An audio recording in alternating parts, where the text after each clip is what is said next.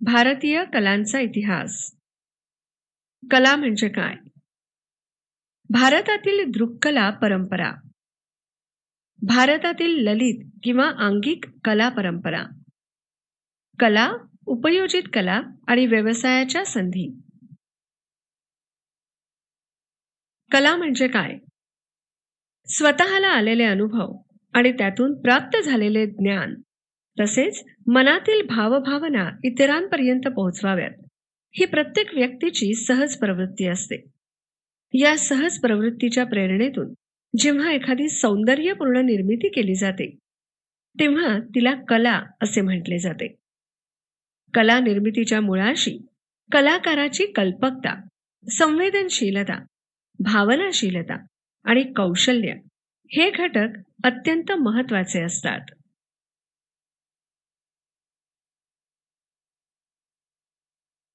दृक्कला आणि ललितकला. दृक्कला आणि ललितकला अशी कला प्रकारांची विभागणी केली जाते. ललित कलांना अंगिक कला असेही म्हटले जाते. दृक कलांचा उगम प्राग ऐतिहासिक काळातच झाला. हे दर्शवणारे अनेक कला नमुने जगभरातील अश्मयुगीन गुहांमधून प्राप्त झालेले आहेत. लोककला आणि अभिजात कला. कलेच्या लोककला आणि अभिजात कला अशा दोन परंपरा मानल्या जातात. लोककला ही एक अश्मयुगीन काळापासून अखंडितपणे चालत आलेली परंपरा आहे. तिचा आविष्कार हा लोकांच्या रोजच्या जगण्याचा भाग असतो. त्यामुळे या परंपरेतील अभिव्यक्ती अधिक उत्स्फूर्त असते. लोककलेची निर्मिती समूहातील लोकांच्या प्रत्यक्ष सहभागातून होते. अभिजात कला ही प्रमाणित नियमांच्या चौकटीत बांधलेली असते. ती आत्मसात करण्यासाठी दीर्घकालीन प्रशिक्षणाची आवश्यकता असते.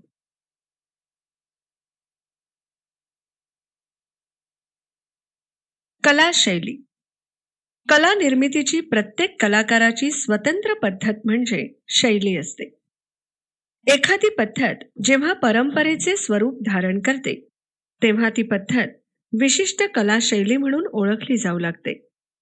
प्रत्येक संस्कृतीमध्ये वेगवेगळ्या कालखंडाशी आणि प्रदेशाशी निगडीत असलेल्या वैशिष्ट्यपूर्ण कलाशैली विकसित होतात. त्या शैलींच्या आधारे त्या त्या संस्कृतीमधील कलेच्या इतिहासाचा अभ्यास करता येतो.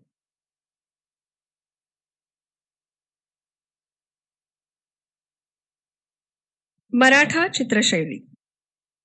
कला शैलीचे उदाहरण म्हणून मराठा चित्रशैलीचा विचार करता येईल. साधारणपणे इसवी सनाच्या 17व्या शतकाच्या उत्तरार्धात मराठा चित्रशैली विकसित होण्यास सुरुवात झाली. या शैलीतील चित्रे रंगीत असून ती भित्तिचित्र आणि हस्तलिखितांमधील लघुचित्रांच्या स्वरूपातील आहेत. वाई, मेणवली, सातारा यासारख्या ठिकाणी जुन्या वाड्यांमधून मराठा चित्रशैलीतील काही भित्तिचित्रे पाहण्यास मिळतात. मराठा चित्रशैलीवर राजपूत चित्रशैलीचा आणि युरोपीय चित्रशैलीचा प्रभाव पडलेला दिसतो. एखादी विशिष्ट चित्रशैली ज्या काळात विकसित झाली असेल, त्या काळातील राहणीमान, पोशाख, रीतिरिवाज इत्यादी गोष्टींचा अभ्यास त्या शैलीतील चित्रांच्या आधारे करता येतो.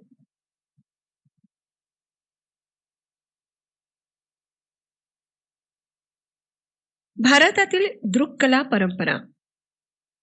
दृक्कलांमध्ये चित्रकला आणि शिल्पकला यांचा समावेश होतो. चित्रकला. चित्रकला द्विमितीय असते. उदाहरणार्थ निसर्गचित्र, वस्तुचित्र, व्यक्तिचित्र, वास्तूंचे आरेखन इत्यादी चित्रे रेखाटली जातात. त्यासाठी शिलाखंड, भिंती, कागद, सुती किंवा रेशमी कापडाचे फलक, मातीची भांडी यासारख्या माध्यमांचा उपयोग केला जातो. उदाहरणार्थ अजिंठा लेण्यातील बोधिसत्व पद्मपाणीचे भित्तिचित्र.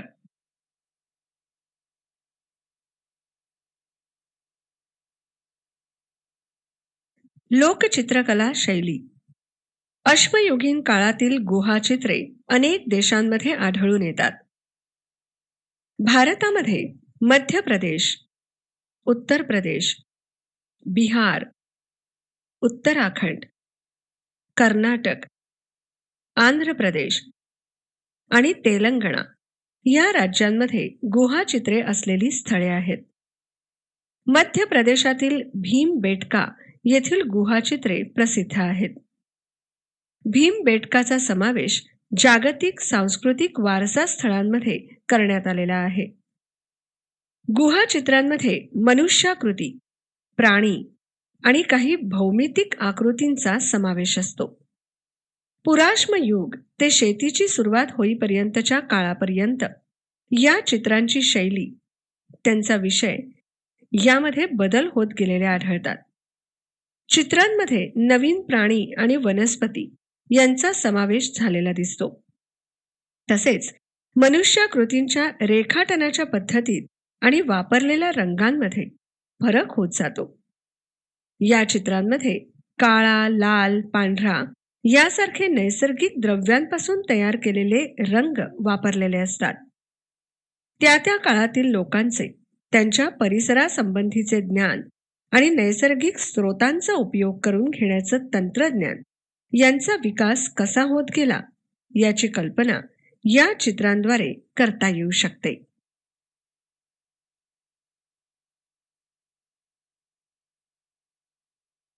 लोकचित्रकलेची परंपरा गुहा चित्रांच्या परंपरेशी नाते सांगणारी आहे. घरातील लग्न कार्यात, सणासुदीला भिंतींवर चित्रे काढणे, अंगणात रांगोळी काढणे, तसेच चित्रांच्या सहाय्याने आख्याने सांगणे, यातून प्रादेशिक लोककला परंपरेतील विविध चित्रशैली विकसित झाल्या. माहित आहे का तुम्हाला? महाराष्ट्रातील वारली चित्र परंपरा आणि पिंगुळ किंवा चित्रकथी परंपरा ही लोककला शैलीची निवडक उदाहरणे आहेत. ठाणे जिल्ह्यातील जीव्या सोम्या मशे यांचा वारली चित्रकला लोकप्रिय करण्यात फार मोठा वाटा आहे. त्यांना त्यांच्या वारली चित्रांसाठी भारतीय आणि जागतिक स्तरावरचे अनेक पुरस्कार मिळाले आहेत. सन 2011 मध्ये त्यांना पद्मश्री हा बहुमान मिळाला आहे.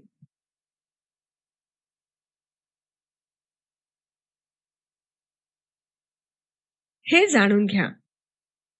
इसवी सनाच्या 12व्या शतकातील सोमेश्वर या चालुक्य राजाने लिहिलेल्या मानसोल्लास किंवा अभिलषितार्थ चिंतामणी या ग्रंथात चित्रकथी परंपरेचे वर्णन केलेले आढळते.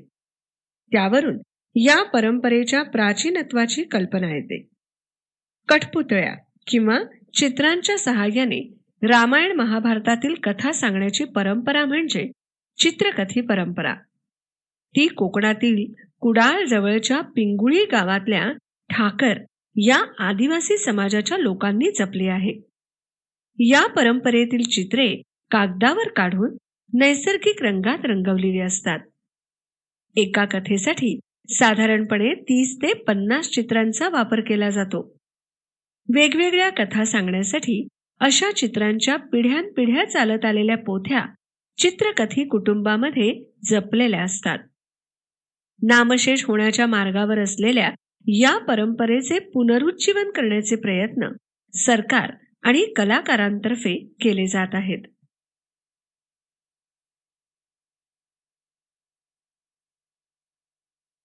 अभिजात चित्रकला. प्राचीन भारतीय वाङ्मयामध्ये विविध कला संबंधी सांगोपांग विचार झालेला दिसतो. त्यामध्ये एकूण 64 कलांचा उल्लेख आहे. त्यामध्ये चित्रकलेचा उल्लेख आलेख्यम किंवा आलेख्य विद्या या नावाने केलेला आहे. आलेख्य विद्येची षडांगे म्हणजे 6 महत्वाचे पैलू आहेत. त्यांचा विचार प्राचीन भारतीयांनी अत्यंत बारकाईने केला होता.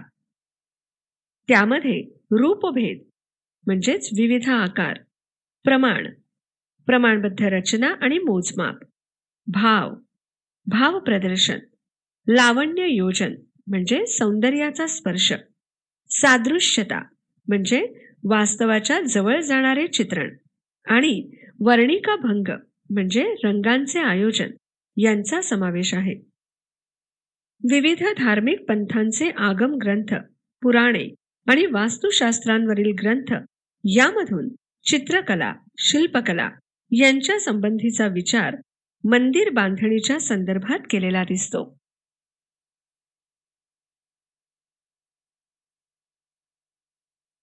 हस्तलिखितांमधील लघुचित्रे.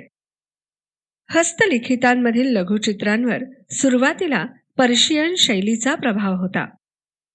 दक्षिणेकडील मुस्लिम राजवटींच्या आश्रयाखाली दख्खनी लघुचित्रशैली विकसित झाली. मुघल सम्राट अकबराच्या कारकिर्दीत पर्शियन आणि भारतीय चित्रकारांच्या शैलीतून मुघल लघुचित्रशैलीचा उदय झाला.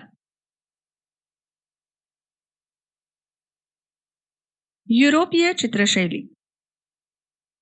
ब्रिटिश राजवटीत पाश्चात्य चित्रशैलीचा प्रभाव भारतीय चित्रशैलीवर पडलेला दिसतो. पुण्यातील शनिवारवाड्यात सवाई माधवराव पेशव्यांच्या काळात जेम्स वेल्स या स्कॉटिश चित्रकाराच्या नेतृत्वाखाली एक कलाशाळा स्थापन करण्यात आली होती. त्याने सवाई माधवराव आणि नाना फडणवीस यांचे चित्र काढले होते. वेल्सच्या सोबत काम करणारे एक मराठी चित्रकार गंगाराम तांबट यांचा इथे विशेष उल्लेख करायला हवा. त्यांनी वेरूळ, कार्ले येथील लेण्यांची चित्रे काढली होती. त्यांची काही चित्रे अमेरिकेतील येल विद्यापीठात असलेल्या Yale Center of British Art येथे जतन केलेली आहेत.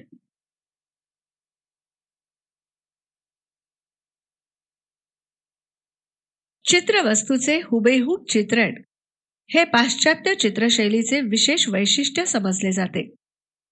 मुंबईत 1857 मध्ये स्थापन झालेल्या जे school of art and industry या पाश्चात्य कलाशैलीचे शिक्षण देणाऱ्या कलाशाळेतून अनेक गुणवंत चित्रकार नावारूपाला आले. त्यातील पेस्तनजी बोमनजी यांनी अजिंठा लेण्यांमधील चित्रांच्या प्रतिकृती बनवण्याचे काम केले.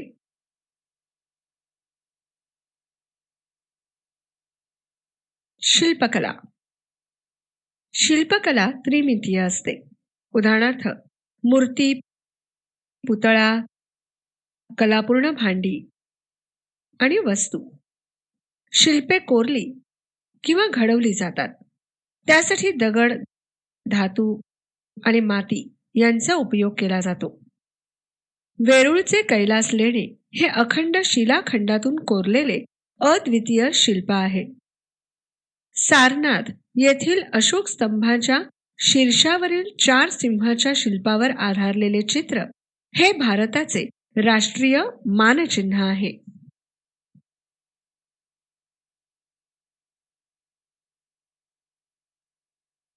लोकशिल्पकला शैली. चित्रकलेप्रमाणेच शिल्पकला ही सुद्धा अश्मयुगीन काळाइतकी प्राचीन आहे. दगडी हत्यारे बनवण्याची सुरुवात ही एक प्रकारे शिल्पकलेचीच सुरुवात होती असे म्हणता येईल. भारतामध्ये धार्मिक प्रसंगी मातीच्या मूर्ती तयार करून त्यांची पूजा करण्याची किंवा त्या अर्पण करण्याची प्रथा हडप्पा संस्कृतीच्या काळापासून होती. ती आजतागायत बंगाल, बिहार, गुजरात, राजस्थान अशा अनेक राज्यांमध्ये अस्तित्वात आल्याचे दिसते. महाराष्ट्रामध्ये तयार केल्या जाणाऱ्या गणेश मूर्ती, गौरींचे मुखवटे, बैल पोळ्यासाठी तयार केले जाणारे मातीचे बैल, पूर्वजांच्या स्मरणासाठी उभे केलेले लाकडी मुखवट्याचे खांब, वीरगळ, आदिवासी घरांमधील साठवणीच्या मातीच्या कोठ्या इत्यादी गोष्टी या शिल्पकलेच्या लोकपरंपरेची साक्ष देतात.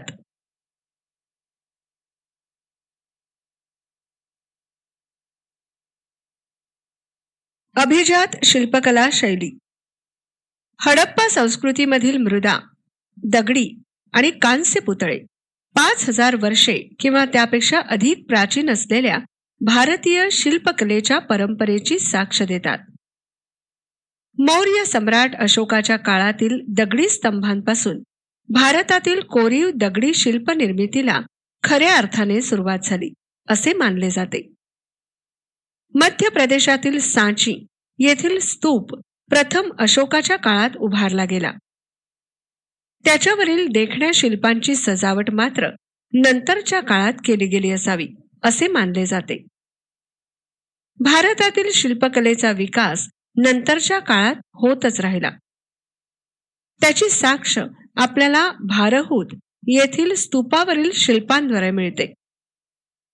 बौद्ध धर्माचा प्रसार भारताबाहेर दूरवर झाला. त्यामुळे त्या देशांमध्ये स्तूप उभारण्याची परंपरा सुरू झाली. इंडोनेशियातील बोरोबुदूर येथील स्तूप हा जगातील सर्वाधिक मोठा स्तूप आहे. तो इसवी सनाच्या 8व्या-9व्या शतकात बांधला गेला. इसवी सन 1991 साली युनेस्कोने बोरोबुदूर जागतिक वारसा स्थळ म्हणून जाहीर केले.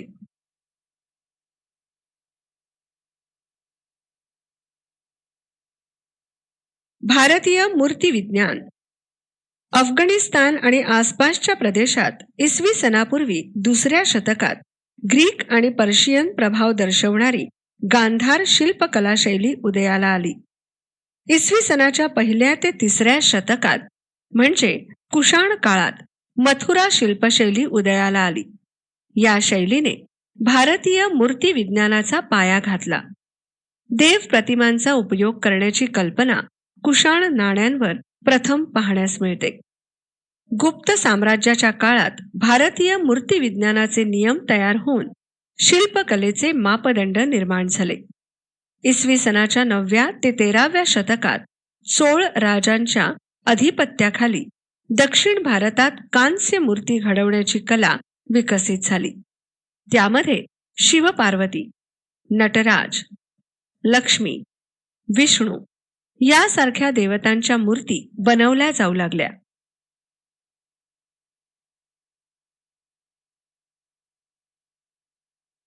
स्थापत्य आणि शिल्पकला. भारतामध्ये अनेक कोरीव लेणी आहेत. कोरीव लेण्यांची परंपरा भारतामध्ये इसवी सनापूर्वी 3ऱ्या शतकात सुरू झाली. तांत्रिक दृष्ट्या संपूर्ण लेणे हे स्थापत्य आणि कोरीव शिल्पाचे एकत्रित उदाहरण असते.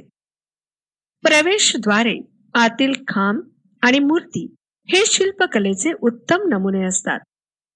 भिंती आणि छत यावर केलेले उत्तम चित्रकाम काही लेण्यांमध्ये अजूनही काही प्रमाणात टिकून आहे. महाराष्ट्रातील अजिंठा आणि वेरूळ येथील लेण्यांना इसवी सन 1983 मध्ये जागतिक वारशाचा दर्जा देण्यात आला.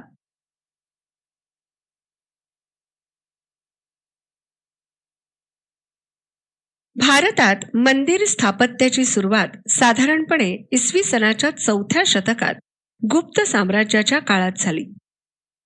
गुप्त काळाच्या सुरुवातीस गाभारा आणि त्याबाहेरील 4 स्तंभ असलेली ओसरी एवढेच मंदिराचे स्वरूप होते.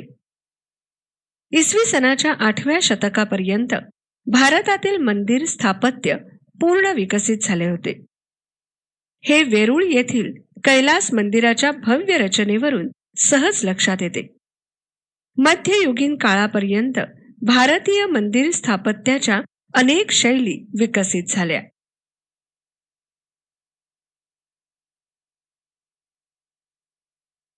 शिखरांच्या रचना वैशिष्ट्यांनुसार या शैली ठरतात. त्यामध्ये उत्तर भारतातील नागर आणि दक्षिण भारतातील द्राविड या 2 शैली प्रमुख मानल्या जातात. या दोहोंमधून विकसित झालेल्या मिश्र शैलीला वेसर असे म्हटले जाते. मध्य प्रदेश आणि महाराष्ट्रात आढळणारी भूमिज मंदिर शैली आणि नागर मंदिर शैली यांच्यामध्ये रचनेच्या दृष्टीने साम्य आढळते. भूमिज शैलीत क्रमशः लहान होत जाणाऱ्या शिखरांच्या प्रतिकृती वरपर्यंत रचलेल्या असतात.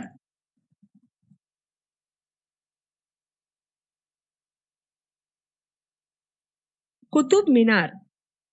मध्ययुगीन भारतामध्ये मुस्लिम सत्तांच्या आश्रयाखाली पर्शियन, मध्य आशियाई अरबी आणि इस्लाम पूर्व भारतीय असे स्थापत्य शैलीचे अनेक प्रवाह एकत्र आले. त्यातून भारतातील मुस्लिम स्थापत्य विकसित झाले. अनेक देखण्या वास्तूंची निर्मिती केली गेली. दिल्ली जवळच्या मेहरौली येथील कुतुब मिनार, आग्रा येथील ताजमहाल आणि विजापूर येथील गोल घुमट या वास्तू मुस्लिम स्थापत्य शैलीची जगप्रसिद्ध उदाहरणे आहेत. कुतुबुद्दीन ऐबक इसवी सन 12वे शतक याच्या काळात कुतुब मिनार बांधण्यास प्रारंभ झाला आणि अल्तमश म्हणजेच इसवी सन 13वे शतक याच्या कारकिर्दीत कुतुब मिनाराचे बांधकाम पूर्ण झाले. कुतुब मिनार जगातील सर्वाधिक उंच मिनार आहे. त्याची उंची 73 मीटर म्हणजेच 240 फूट आहे. ज्या वास्तू संकुलाचा कुतुब मिनार हिस्सा आहे ते कुतुब वास्तू संकुल युनेस्कोने जागतिक वारसा स्थळ म्हणून जाहीर केले आहे.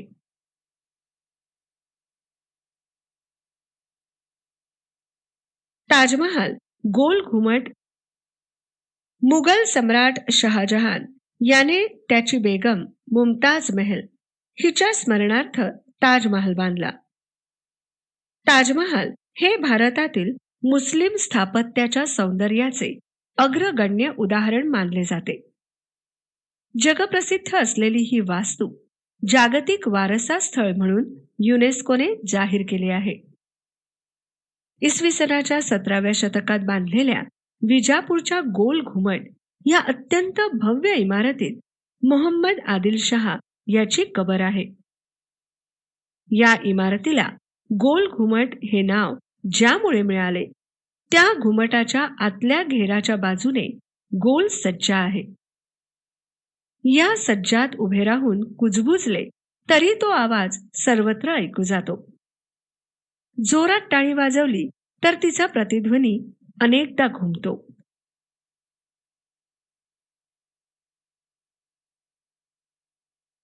छत्रपती शिवाजी महाराज रेल्वे टर्मिनस भारतात ब्रिटिश सत्ता प्रस्थापित झाल्यानंतर एक नवीन स्थापत्य शैली उदयाला आली. तिला इंडो गोथिक स्थापत्य शैली असे म्हटले जाते.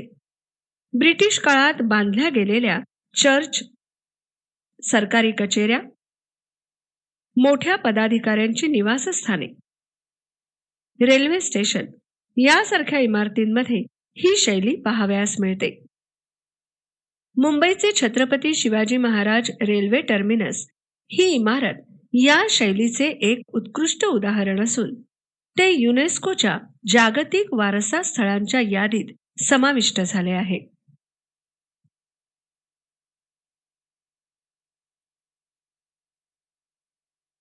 हे माहीत करून घ्या.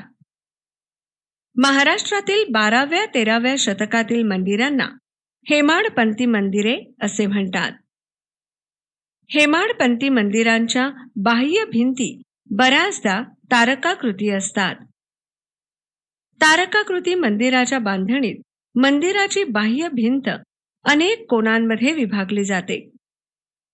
त्यामुळे त्या भिंती आणि त्यावरील शिल्पे यांच्यावर छाया प्रकाशाचा सुंदर परिणाम पाहायला मिळतो. हेमाडपंथी मंदिराचे महत्वाचे वैशिष्ट्य म्हणजे भिंतींचे दगड सांधण्यासाठी चुना वापरलेला नसतो. दगडांमध्येच एकमेकात घट्ट बसतील अशा कातलेल्या खोबणी आणि कुसू यांच्या आधाराने भिंत उभारली जाते. मुंबई जवळील अंबरनाथ येथील अंबरेश्वर, नाशिक जवळचे सिन्नर येथील गोंदेश्वर, हिंगोली जिल्ह्यातील औंढा, नागनाथ ही हेमाडपंथी मंदिरांची उत्तम उदाहरणे आहेत. त्यांची बांधणी तारकाकृती प्रकारची आहे. त्याखेरीज महाराष्ट्रात अनेक ठिकाणी हेमाडपंथी मंदिरे पाहावयास मिळतात.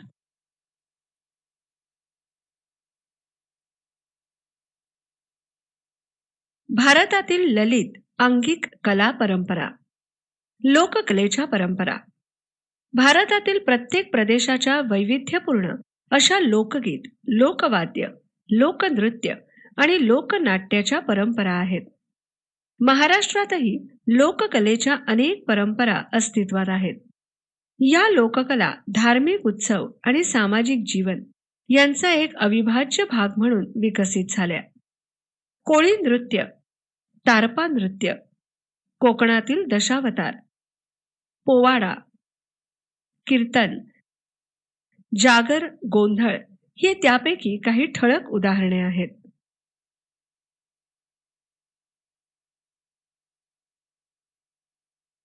अभिजात कलेच्या परंपरा. भारताला लोककलांप्रमाणेच अभिजात कलांचाही अत्यंत समृद्ध वारसा लाभलेला आहे. भरत मुनींनी लिहिलेले नाट्यशास्त्र हा गायन, वादन, नर्तन, नाट्य या कलांचा सविस्तर उहापोह करणारा सर्वाधिक प्राचीन ग्रंथ समजला जातो. शृंगार, हास्य, बिभत्स, रौद्र, करुण, वीर, भयानक, अद्भुत आणि शांत असे 9 रस हे भारतीय ललित कलांच्या सादरीकरणात मूलभूत मानलेले आहेत.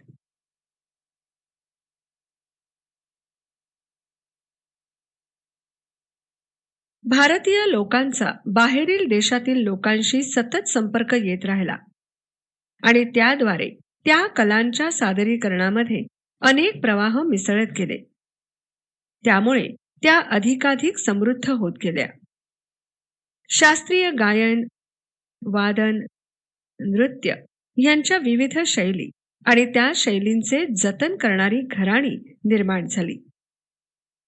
भारतातील शास्त्रीय गायनाच्या हिंदुस्थानी संगीत आणि कर्नाटक संगीत अशा 2 प्रमुख शाखा आहेत.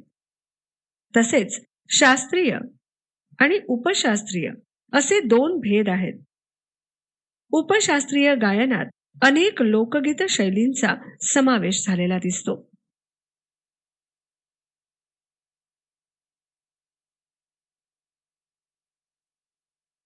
उत्तर भारतातील कथ्थक, महाराष्ट्रातील लावणी, ओडिशाचे ओडिसी, तामिळनाडूचे भरतनाट्यम, आंध्रचे कुचिपुडी, केरळचे कथकली आणि मोहिनीअट्टम या नृत्य शैलींच्या सादरीकरणात शास्त्रीय गायन, वादन आणि नृत्य यांचा सुरेख मेळ पाहण्यास मिळतो.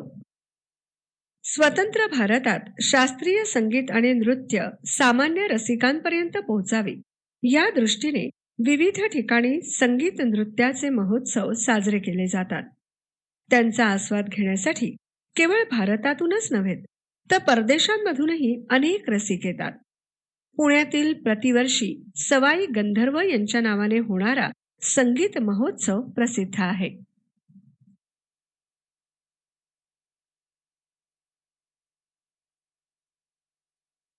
अलीकडील काळात भारतीय संगीताच्या क्षेत्रात विशिष्ट शैली किंवा विशिष्ट घराणे यांच्या मर्यादा ओलांडून अभिनव प्रयोग करण्याकडे कल असलेला दिसतो. त्यामध्ये पाश्चात्य संगीत, पाश्चात्य नृत्य यांचा मेळ भारतीय संगीताशी घालण्याचा प्रयत्नही दिसतो. अशा प्रकारे नवीन शैली विकसित करणाऱ्या कलाकारांमध्ये उदय शंकर यांचे नाव प्रामुख्याने घ्यावे लागेल. त्यांनी भारतीय शास्त्रीय नृत्य आणि युरोपीय रंगभूमीवरील नृत्य नाट्य परंपरा यांचा मेळ साधला. त्याचबरोबर त्यांनी त्यांच्या शैलीमध्ये लोकनृत्याच्या विविध शैलींनाही स्थान दिले. भारतीय ललित कलांच्या सादरीकरणाचे क्षेत्र अशा तऱ्हेने विस्तारताना दिसत आहे. ही गोष्ट भारतीय दृक्कलांच्या क्षेत्रातही सातत्याने घडते आहे.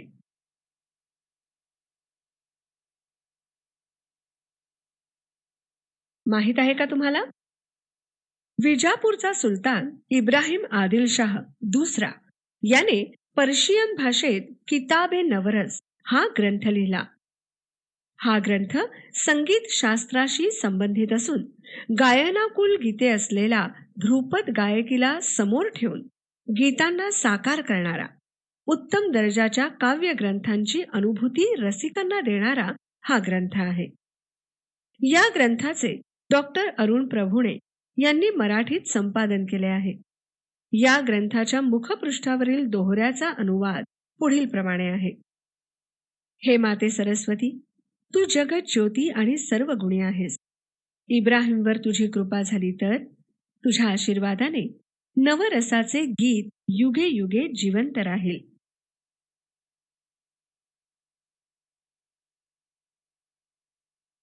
कला, उपयोजित कला आणि व्यवसायाच्या संधी. कला, कलेचा इतिहास ही एक ज्ञानशाखा आहे. त्या क्षेत्रात संशोधनाच्या आणि व्यवसायाच्या संधी उपलब्ध होऊ शकतात. एक, कलेच्या इतिहासाचे अभ्यासक पत्रकारितेच्या क्षेत्रातही काम करू शकतात. दोन, कला वस्तूंच्या खरेदी विक्रीचे एक स्वतंत्र जग आहे. तिथे कला वस्तूंचे मूल्य ठरवण्यासाठी ती कला वस्तू नकली नाही ना, हे पारखण्याची आवश्यकता असते. त्यासाठी कलेच्या इतिहासाचा सखोल अभ्यास असणाऱ्या तज्ज्ञांची आवश्यकता असते. तीन, सांस्कृतिक वारशाचे जतन आणि संवर्धन तसेच सांस्कृतिक पर्यटन ही आता नव्याने विकसित होणारी क्षेत्रे आहेत. या क्षेत्रांमध्येही कलेच्या अभ्यासकांना अनेक व्यावसायिक संधी उपलब्ध आहेत. त्यामध्ये संग्रहालय आणि अभिलेखागार, ग्रंथालय आणि माहिती प्रसारणाचे तंत्रज्ञान, पुरातत्वीय संशोधन आणि भारतीय विद्या ही काही महत्वाची क्षेत्रे आहेत.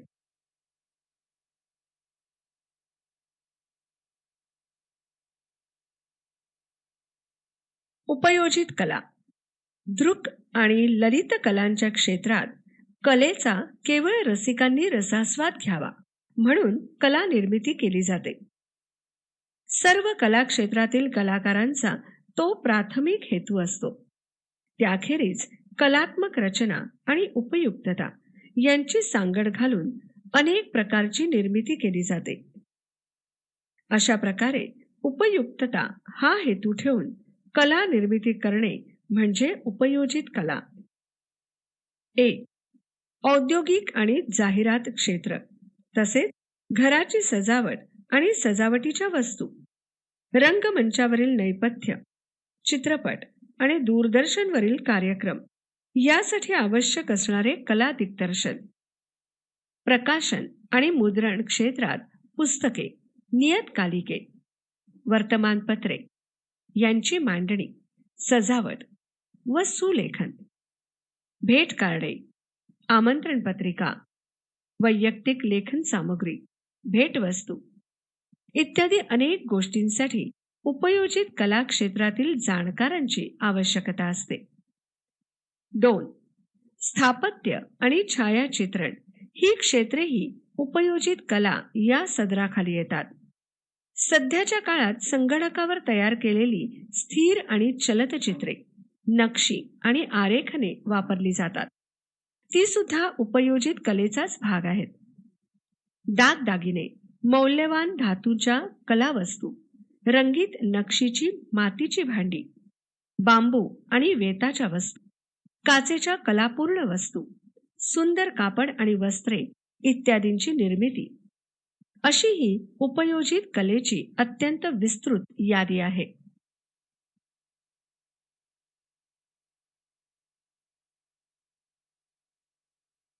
वरील प्रत्येक क्षेत्रात बौद्धिक पातळीवर एखादी संकल्पना मांडून ती प्रत्यक्षात उतरवेपर्यंत निर्मितीचे अनेक टप्पे असतात.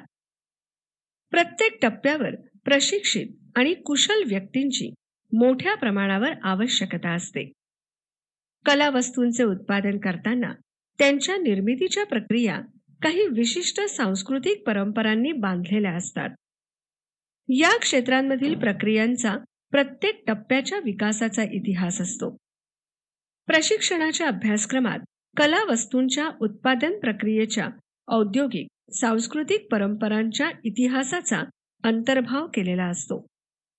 वर उल्लेख केलेल्या क्षेत्रांमध्ये तांत्रिक आणि व्यावसायिक शिक्षण देणाऱ्या अनेक संस्था भारतात आहेत. गुजरातमधील national institute of design, Ahmedabad ही अशा प्रकारचे प्रशिक्षण देणाऱ्या जगातील अग्रगण्य संस्थांपैकी एक समजली जाते. सन 2015 मध्ये या संस्थेने एक ऑनलाईन अभ्यासक्रम सुरू केला आहे. पुढील पाठात आपण प्रसार माध्यमे आणि इतिहास याबाबत माहिती घेणार आहोत.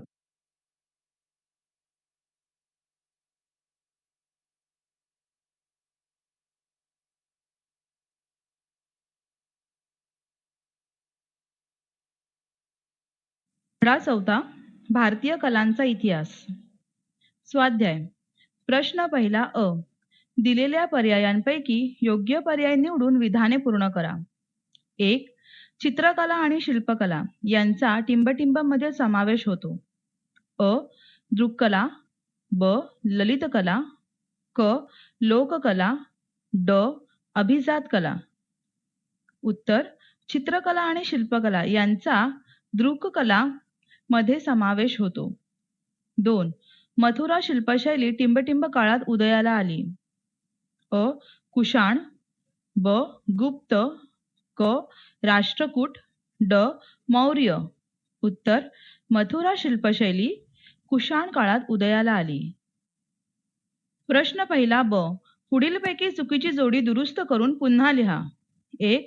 कुतुब मिनार, मेहरौली. 2. गोल घुमट, विजापूर. 3. Chhatrapati Shivaji Maharaj railway terminals, Delhi. 4. ताजमहाल, आग्रा. उत्तर.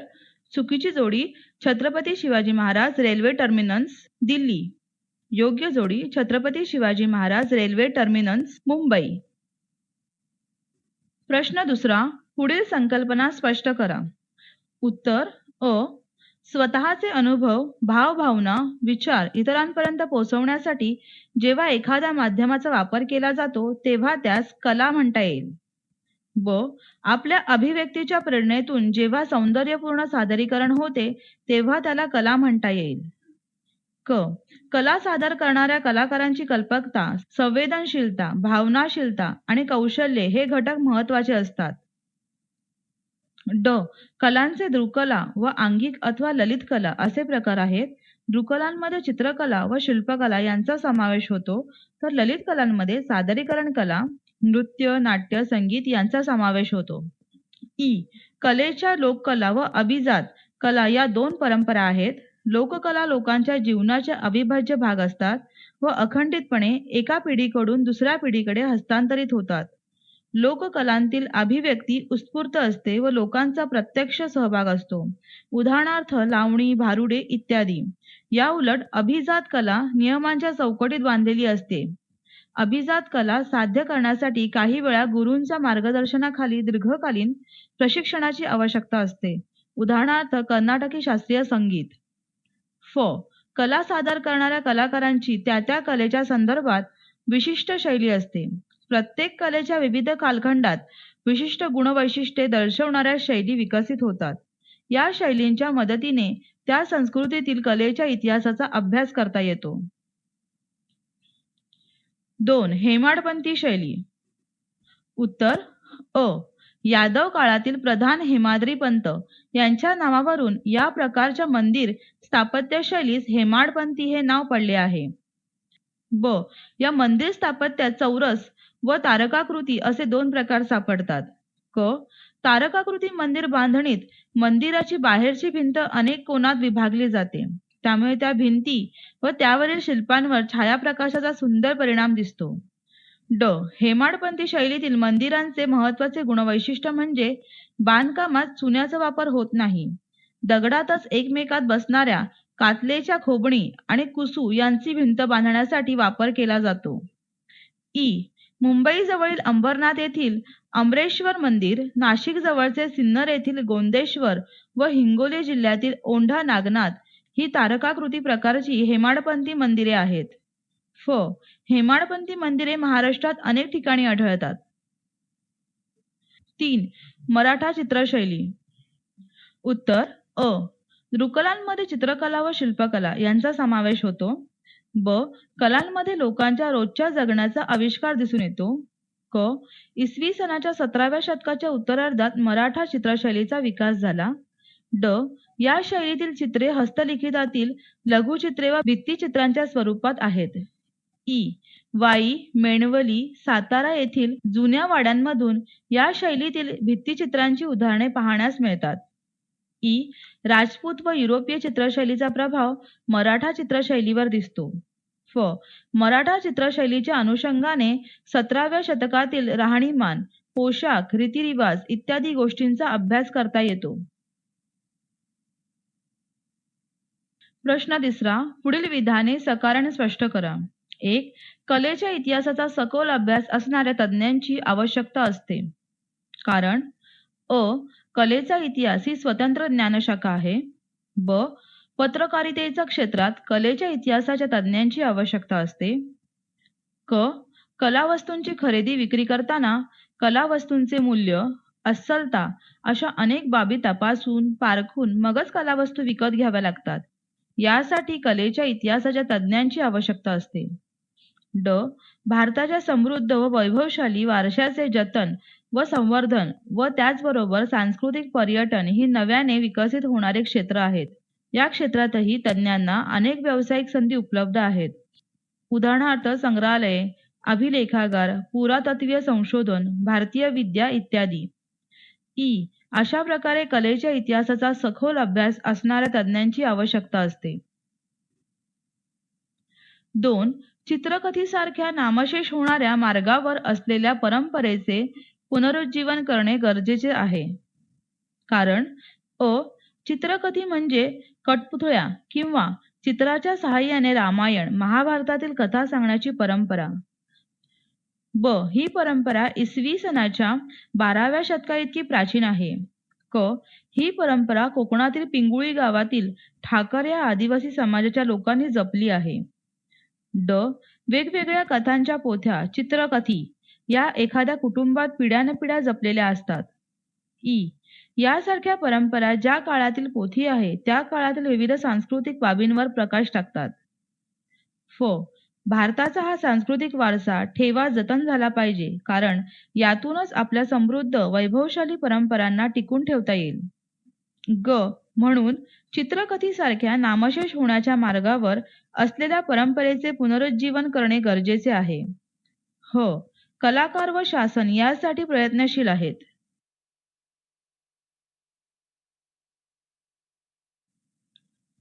प्रश्न 4. पुढील प्रश्नांची 25 ते 30 शब्दात उत्तरे लिहा. 1. लोकशिल्पकला याविषयी माहिती लिहा. उत्तर. 1. लोककलांची परंपरा अश्मयुगीन काळापासून चालू आहे. हडप्पा संस्कृतीत मातीची शिल्पे, देवतांच्या मूर्ती तयार केल्या जात असत. आजही बंगाल, बिहार, गुजरात, महाराष्ट्र, राजस्थान अशा अनेक राज्यात मातीच्या गणेशाच्या, गौरीच्या मूर्ती तयार केल्या जातात. 2. मातीची खेळणी, बैल तयार करण्याची पद्धत हडप्पा संस्कृतीत होती. 3. पूर्वजांच्या स्मरणासाठी उभे केलेले लाकडी खांब आणि विरगळ यावर शिल्पे कोरली गेलेली पाहावयास मिळतात. 4. अशा रीतीने धार्मिक कारणातून व मनोरंजनासाठी तयार केल्या जाणाऱ्या कारागिरीतून लोकशिल्पकला टिकून राहिली व तिचा विकासही झाला. 2. गांधार शिल्पशैलीची माहिती लिहा. उत्तर. 1. इसवी सनापूर्वी 2ऱ्या शतकापासून अफगाणिस्तान आणि आसपासचा प्रदेश यांवर ग्रीक आणि पर्शियन संस्कृतीचा प्रभाव वाढू लागला. 2. इसवी सनापूर्वीच्या 4थ्या शतकात सिकंदरच्या स्वारीनंतर भारताचा ग्रीकांशी घनिष्ठ संबंध येऊन ग्रीकांच्या शिल्पकलेचा भारतीय शिल्पकलेवर प्रभाव पडला. त्यातून निर्माण झालेल्या शिल्पशैलीला गंधार शिल्पशैली असे म्हणतात.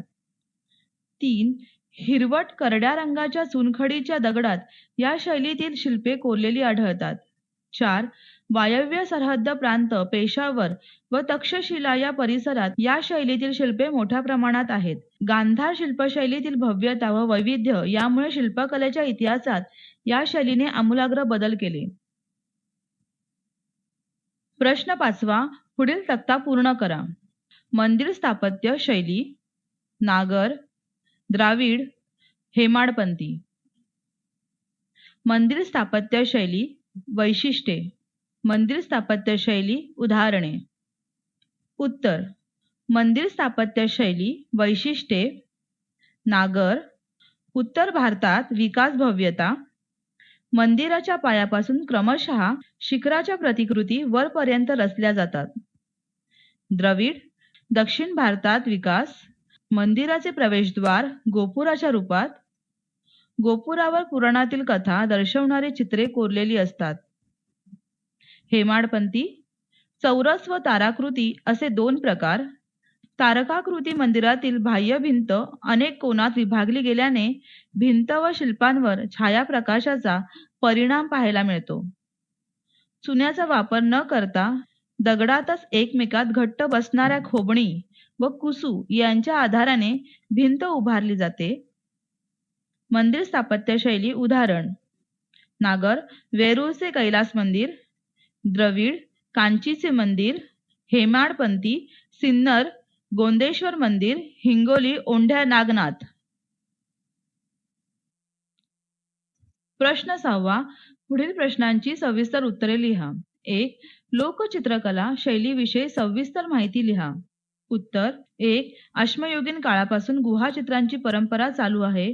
या गुहाचित्रातून लोकचित्र शैलीचे जतन केले गेले. 2. गुहाचित्रांमध्ये प्राणी, मनुष्याकृती, झाडे, शिकारीचे प्रसंग अशी चित्रे गुहांच्या भिंतींवर कोरलेली आढळतात.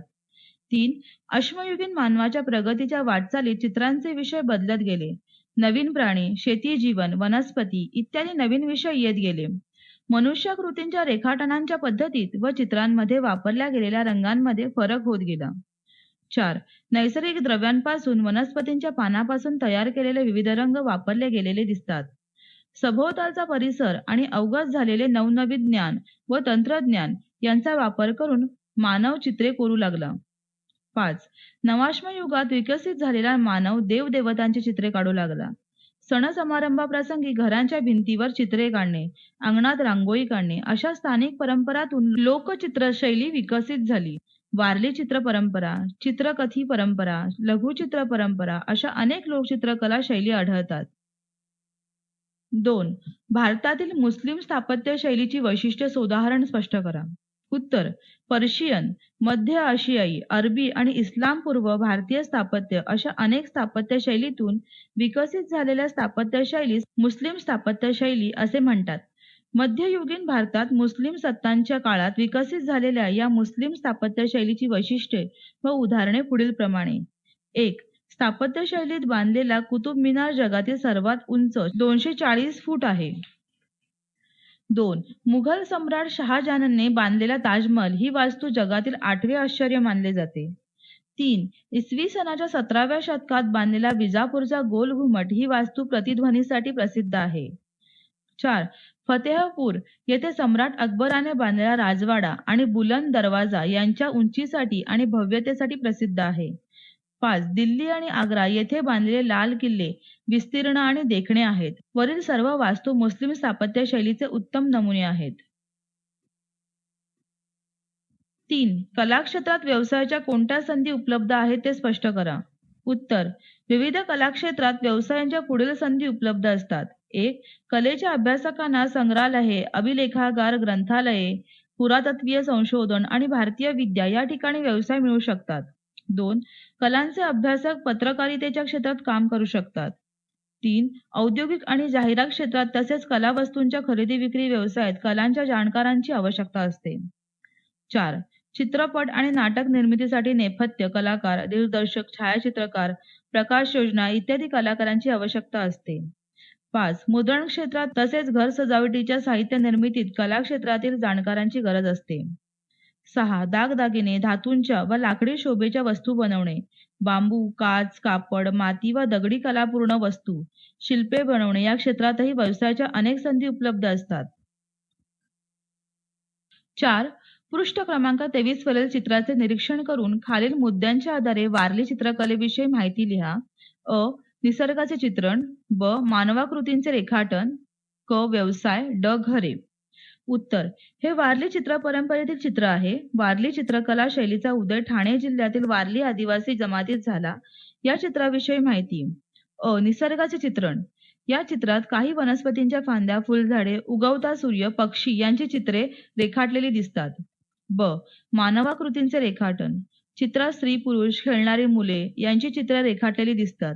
वारली चित्रात माणसांचे हुबेहूब चित्रे नसतात, ती फक्त रेखाचित्रे असतात. त्रिकोण, चौकोन व वर्तुळ यांच्या सहाय्याने मानवाकृती रेखाटल्या जातात. क. व्यवसाय. या चित्रात शेती करणारे स्त्री पुरुष दिसत आहेत. पशुपालन हा या लोकांचा व्यवसाय असावा. ड. घरे. उतरत्या छपरांच्या झोपड्या चित्रात दिसतात. झोपड्यांच्या भिंती कुडांच्या किंवा मातीच्या असाव्यात. त्यावर चित्रे काढलेली आहेत. या चित्रातून वारली समाज जीवन व्यक्त होते. हे लोक गरीब आहेत हे जाणवते. हे लोक जसे जगतात त्याच परिसरातील व अनुभवातील मानवी व निसर्ग घटकांचा आकार ते रेखाटताना दिसतात.